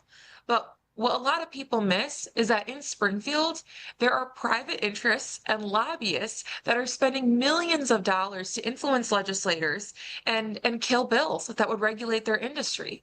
So sometimes legislators do take votes that are out of step with their constituents. And you'll see that on our scorecard. Not all of the bills that would help everyday Illinoisans passed unanimously, and they didn't even all pass along party lines with unanimous Democratic support. And I'll talk about one bill that we've been working on for years to establish a prescription drug affordability board. There are 78 Democrats in the House. This bill, which would lower drug costs and allow for people to save on their insurance premiums and out-of-pocket costs, it only passed the House with 62 votes. Wow. So I encourage everyone to check where their legislator is, not just on this bill, but on every single bill on our tracker, which again has 25 bills across different issue areas. And it's a way to separate, a legislator that is maybe with you and with your values most of the time versus reliably all of the time when something comes up for a vote. And I'll still say this is not a perfect tool because something has to come up for a vote for it to be able to be tracked on our scorecard. And as someone who's in and out of Springfield all the time, there's a lot of behind the scene work that goes into either moving a bill forward or killing a bill before it comes up to a vote. But this is, although an imperfect tool, it is a very important tool for people to be able to use to learn about where their legislators stand. And it can be effective. Obviously, it doesn't have to be perfect. I think a tool being effective is kind of the goal. I think that I use the example of shovels. There's different types of shovels that you can use to dig a hole. They all one is going to be more effective because it's designed to dig a hole a certain way, but they all can be used in a way that gets the job done. And that sounds like what the assessments are designed to do, and to help people have a tool to be used in the best manner possible. So that's great to hear. Let's talk a little bit about in terms of your background. I think it's important to understand that we were talking about this with Dr. Garcia as it relates to education. And, I hope folks never get tired of me saying this, but I think one of our most important tools in America as it relates to strengthening our country and strengthening our defense is not spending more money on defense, but spending more money on education and the welfare of Americans, so that we then are a stronger society. We're a better educated society. And then our defense, which is to improve our economy, our social welfare, et cetera, is kind of will be a naturally occurring thing. We're not spending enough on education, and that which we spend is not spent in the right direction. Are we doing okay in Illinois? If you give us a grade, rather than saying good or bad, if we give us a grade, how can we improve? And you smiled as I said that, so go for it. I mean, it's hard to give our education system a grade when on one end, the fact that we have a public education system, that is a radical idea, right? The fact that every child has the right to receive a great public education, whether or not that right is a reality in our state is something different. In Chicago, this upcoming school year, we are facing a $732 million budget deficit. And it's not just Chicago. Across the state, especially in rural parts of the state, we have school districts facing similar budget shortfalls and having to cut and cut and cut from their programming. And exactly like you mentioned, we should be increasing our education funding. We should be pursuing higher academic outcomes. But the position that we're in Illinois with our flat tax, which does not allow for higher percentage taxes on high income earners, a billionaire paying the same tax rate as you and I, that is what I believe is a failure and deserves an F. Because if we were to have a millionaire's tax or some other form of progressive revenue, that would allow for us to fully fund our schools, to fully fund healthcare so we can restore Medicaid cuts that have come down from the federal level, to restore SNAP cuts that have come down and are already in effect. So I will say, the fact that we don't have a progressive income tax is a huge failure. Maybe I could upgrade the legislature to a D, because we did pass a digital ads tax this year that will generate $700 million of revenue, but there's a lot more that we need to do. So when we look at the state legislature, maybe I should phrase this a little bit differently. When we look at the lobbyists that are in the ears of state legislatures, and we're a dominant Democratic state, so we're going to say that we know that both sides are being impacted. However, where do we land when it comes to how many lobbyists are getting in the way of changing our tax, or going from a flat to a progressive tax? Because the money or the opportunity or the access to the money from a revenue standpoint, it's there. It's not that it doesn't exist. So how are lobbyists getting in the way of that?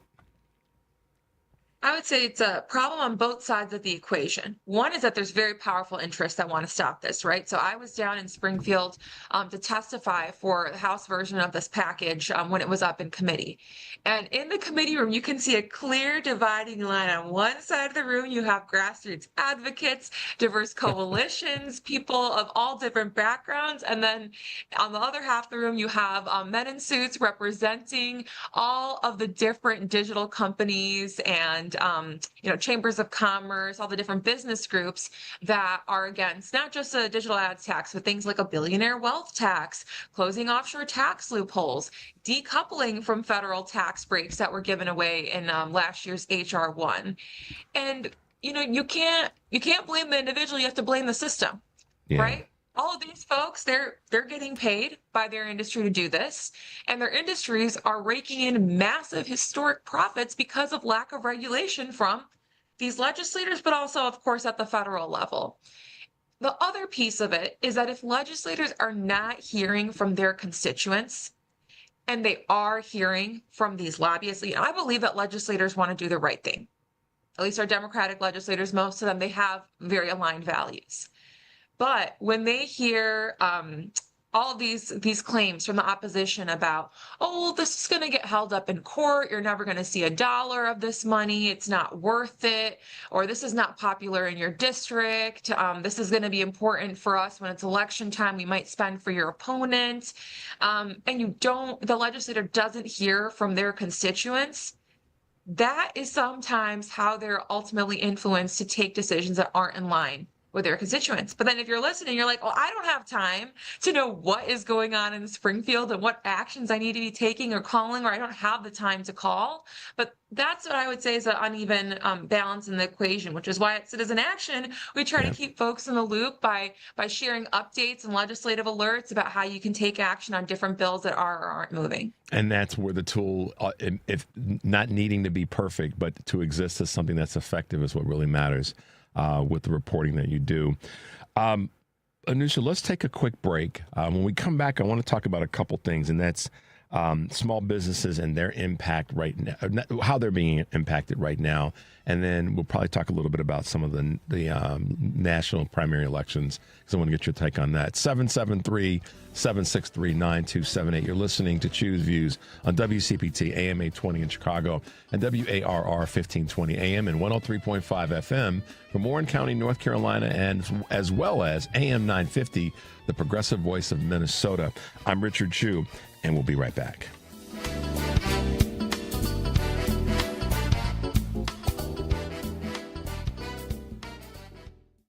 All right, son. Time to put out this campfire. Dad, we learned about this in school. Oh, did you now? Okay. What's first? Smokey Bear said to. First, drown it with a bucket of water, then stir it with a shovel. Wow, you sound just like him. Then he said, if it's still warm, then do it again. Where can I learn all this? It's all on SmokeyBear.com with other wildfire prevention tips. Because only you can prevent wildfires. Brought to you by the USDA Forest Service, your state forester, and the Ad Council. Real talent is defined by what people can do, not where they learn to do it. So by stopping at the education section of a resume, you might throw away the perfect hire. You might miss someone who has valuable skills to offer to help your business thrive right now and in the future. Because the truth is this: Skills First Hiring helps you see talent others miss, like more than 70 million stars, skilled through alternative routes. When you let their story unfold, you gain a competitive advantage, because hiring managers who start with skills are 60% more likely to find a successful hire. See the real person, complete. See what others miss. Hire skills first.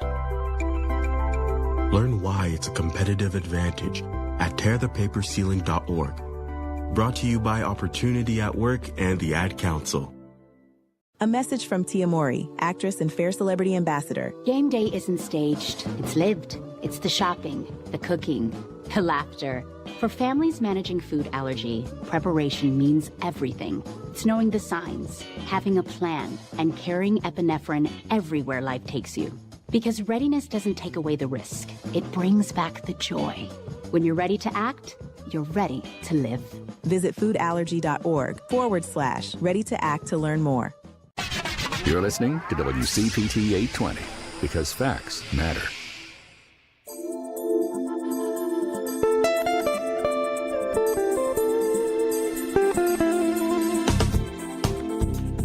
All right, guys, welcome back to Choose Views. If you're just tuning in, I'm Richard Chu. Thank you for being with us this morning.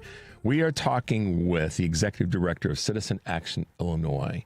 Anusha Thotakura is one of those voices that I've said for a long time, gets it.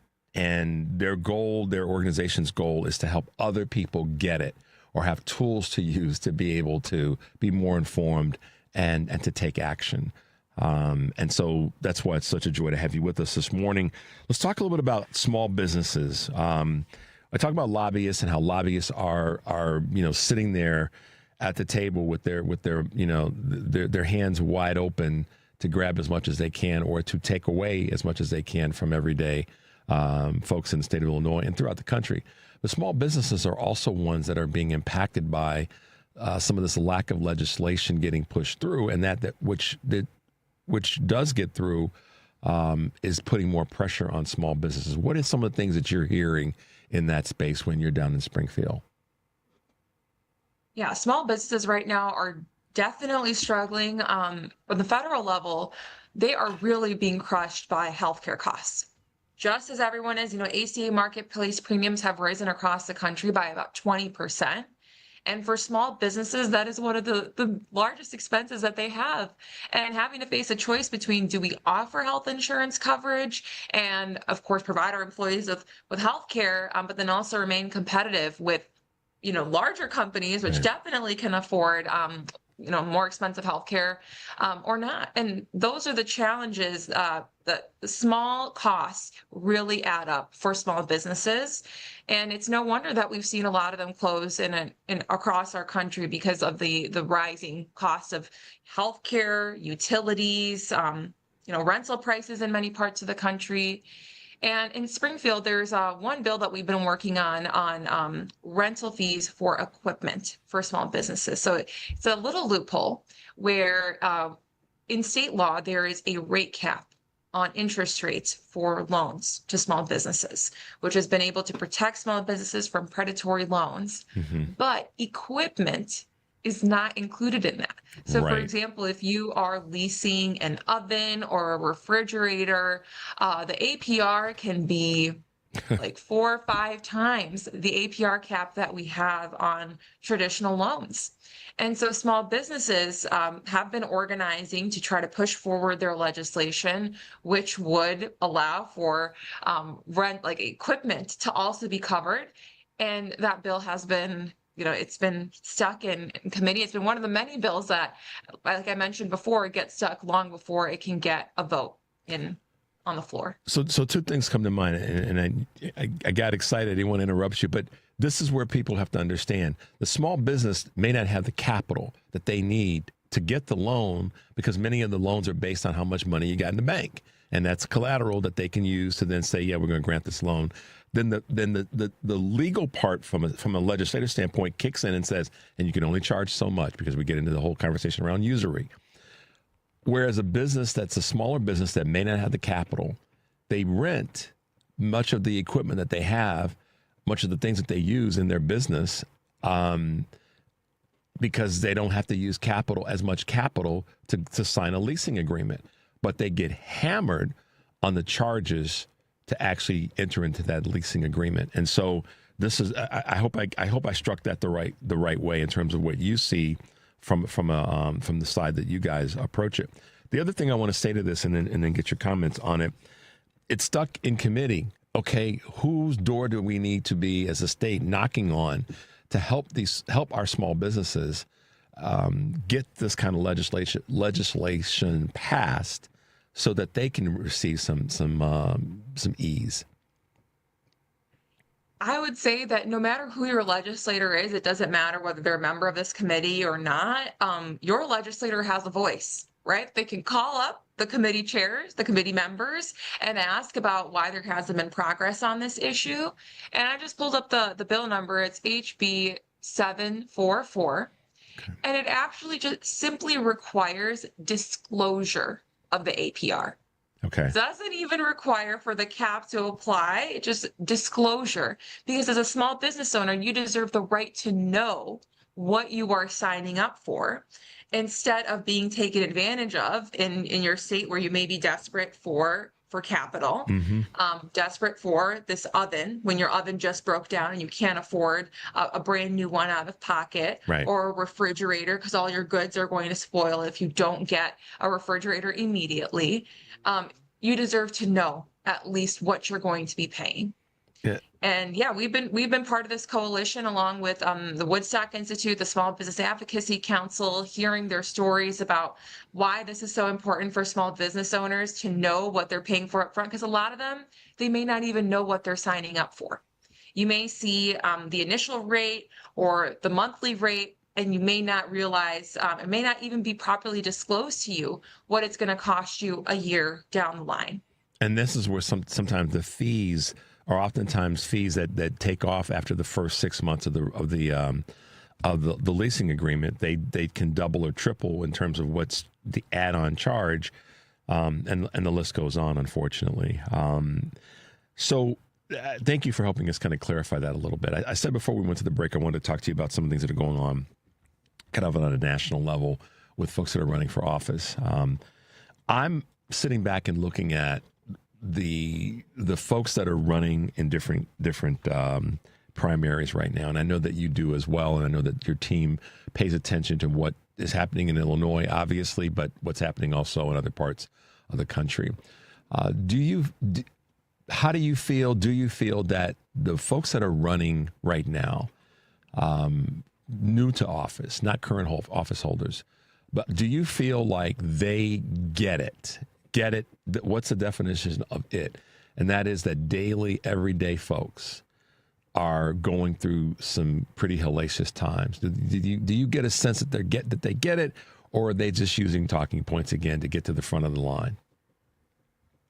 I think there's one factor that I use to tell if a candidate gets it in your definition or doesn't. Are they knocking on doors? And specifically, have they knocked on your door? Wow. Because the candidates that I know that are hardworking, that have their ear to the ground, that actually care to talk to you face to face, not only give you their pitch, but actually ask you, how can I make your life better? Those are the candidates that get it. And I know candidates across the state in very, very difficult to knock districts who still do that work to go door to door, not just for a photo op or for a video op, but that is like the bread and butter of their campaign. The candidate knocking on doors and listening to community members so that they can learn how to make their lives better when they represent them. Yeah, knocking on doors. Wow. So that gets back to the conversation that those candidates are the ones that are really making direct contact, or at least attempting to make direct contact with the people that they're going to go to Springfield or go to Lansing or go to whatever the state capital is, and certainly on to D.C., that they get it because they are talking to the people that are the ones that are going to make the difference in the vote, but they're also the ones that got to look in the faces of when it comes to delivering on what they ran on in their campaign. That's kind of your I guess you could say your litmus test. That's a pretty good one. That's a good one. Anusha, how can folks find you, find the organization, take advantage of the tools that you guys have put together, get involved in some capacity? Because I know that right now, speaking of knocking on doors, one of the things that organizations like yours need are volunteers that can be a part of what you're doing. So let folks know how they can do that. Yeah, so if you want to just Google Citizen Action Illinois or Citizen Action Illinois scorecard, you can easily find our website, which is citizenaction-il.org. And after you spend a few seconds on our website, there will be a pop-up asking you if you want to share your email and sign up for updates. And I promise we don't spam you. And we are very careful about what emails we choose to send about upcoming events in your area, or critical updates about legislation, or campaign updates for different things that we're working on or candidates we're supporting. But we have a huge email list from thousands of folks all across the state. And that's the way where you can learn about how to take action. And if you have any questions, our emails are on our website as well. Feel free to reach out. Are there any, I'll ask you this one final question. Are there any upcoming events that are taking place that people can very quickly get signed up for that you think, yeah, this is that one that's going on in the next week or so? Okay, I'm going to name two if that's okay. Yeah. On Monday at noon, it's a virtual event, so anyone can join no matter where you're based out of. It's a discussion on the state of voting rights, given that our country's about to turn 250 years old. Yeah. What can we do to protect, defend, but also advance our democracy for the next 250 years? And it's a panel conversation with Representative LaShawn Ford, who's also our Democratic nominee for Congress in the 7th District, Senator Adrian Johnson, and Fred Zhao from ICER. That's going to be a virtual panel conversation Monday at noon. You can find that on the homepage of our website. And then next Wednesday, we are doing a bus tour event with the group that we were in Detroit for, Richard, Families Over Billionaires. Yeah, Chris They are and having Cole. a bus stop and they're having a bus stop in Pilsen that we're joining them for 10 a.m. in Pilsen. And next Wednesday, and we're going to have spoken word artists talking about 1 year after HR 1 passed. What is the impact looking like in their communities? We'll have Senator Robert Peters, Representative Teresa Ma, and 3 wonderful spoken word poets. So I would encourage folks, if you're local to Chicago, join us in person. If you're based elsewhere, join us on Monday for the voting rights webinar. Anusha Thotakura, always bringing the great news and information and giving tools that don't need to be perfect. They just need to be effective. So thank you so much for hanging out with us this morning. Have a great rest of the week in terms of the 4th of July and all the celebration that it means. Stay safe, stay hydrated, and we'll talk to you soon, okay? Thank you, Richard. Have a good one. You too. Bye-bye. All right, guys, there you go. Thanks to Anusha, thanks to Dr. Garcia, and thanks to you guys for being with us this morning. As always, stay tuned for the Stephanie Miller Show, but make sure you're also catching Joan and Patty today. They're great shows that we have on our wonderful broadcast. Take a deep breath. Make your life count, you guys. We'll see you tomorrow.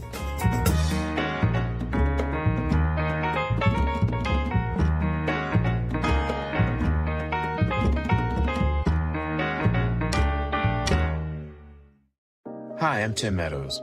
You've heard the phrase out with the old and in with the new, right? Did you ever think that they could apply to cancer research and start with you? Well, buckle up, because Stand Up to Cancer's vehicle donation program makes it easy to turn your old vehicle into new life-saving cancer research.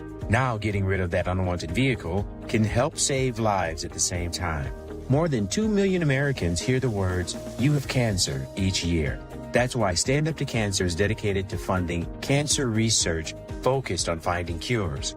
So when you're looking to get rid of your old car, truck, motorcycle, RV, or boat, why not donate it to Stand Up to Cancer? Donating is easy, pickup is free, and your gift may qualify for a tax deduction. You can be a driving force in cancer research. The key to unlock the next breakthrough could be sitting in your driveway. Donate your car today. Visit standuptocancer.org/cars to learn more. Progressive Insurance. Progressive can protect your home, auto, boat, motorcycle, ATV, RV, and more. In short, a lot of things. Bundle today at progressive.com. AP News, I'm Marcela Sanchez. U.S. employers pulled back on hiring last month and added only 57,000 jobs, less than half the previous month's total, a sign that companies still have a cautious economic outlook. The Labor Department's report shows the unemployment rate declined to a low 4.2% from 4.3% in May. A major Russian attack in Kiev has killed 20 people and injured scores more in what Moscow says is retaliation for Ukrainian strikes on Russian oil facilities. U.S. and Iranian negotiators met separately yesterday with Qatari and Pakistani mediators, with positive progress made. Qatar says both sides have agreed to continue discussions. In other news, AP correspondent Donna Warder reports on the latest in the disappearance of Nancy Guthrie. The FBI says that some of the ransom notes that surfaced in the disappearance of Nancy Guthrie are considered no more than extortion attempts, but that others might be legitimate and are still being evaluated. Authorities believe that Nancy Guthrie, the mother of Today Show host Savannah Guthrie, was taken against her will from her home near Tucson, Arizona, February 1st. They found blood near the doorstep. Tucson TV station KOLD said it received 2 notes, one demanding millions in Bitcoin for Mrs. Guthrie's return, and another that said she had died. TMZ also received a note. The FBI says the case continues to be investigated as a kidnapping for ransom case. I'm Donna Warder. Victor Willis, who co-founded The Village People and co-wrote the disco group's classic hits YMCA and Macho Man, has died. He was 74. Wall Street was mixed in light trading as chip stocks fell further and oil prices dipped near their levels before the Iran war began. More stories at apnews.com. This is AP News.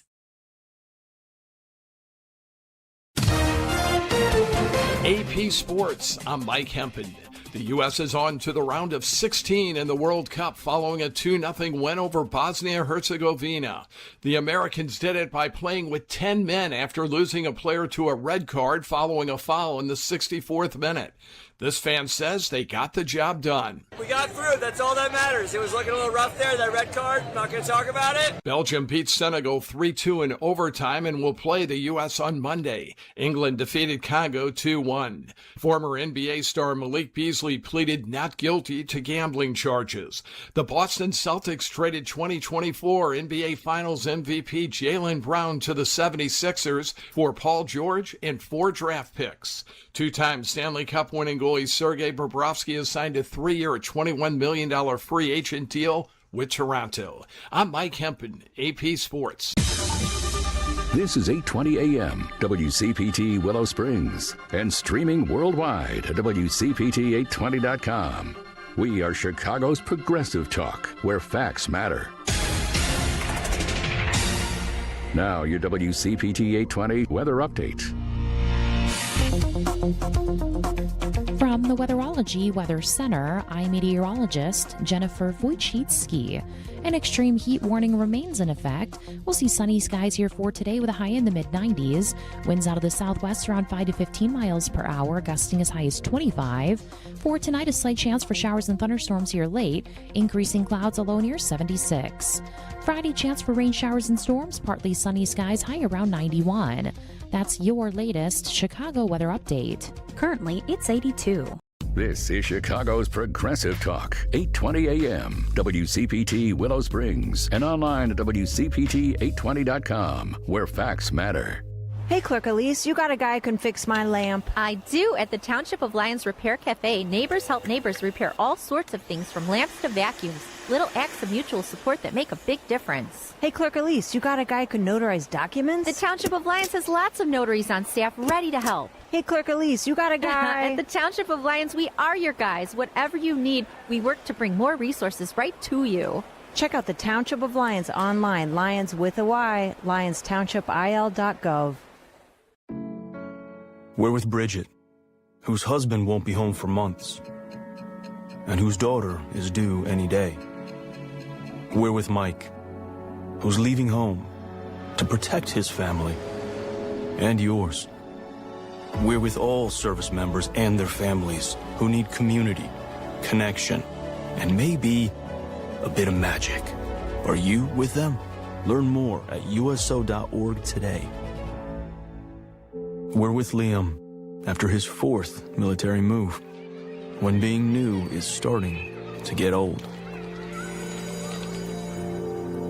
We're with Tara during the holidays, when she misses home the most. We're with all service members and their families who need connection, comfort, and a home away from home. Are you with them? Learn more at uso.org today. How do you know you're home? At Habitat for Humanity, we believe it's when you find peace, stability, and safety. But 1 in 3 people on Earth woke up today without a good home. Not because of chance, but because of high costs and other very real barriers. A housing crisis this big needs all of us. So let's open the door to opportunity and build a tomorrow where home is possible for everyone. Visit Habitat.org to learn more. Again, that's habitat.org. Habitat for Humanity. Let's open the door. Alexa, play WCPT. WCPT.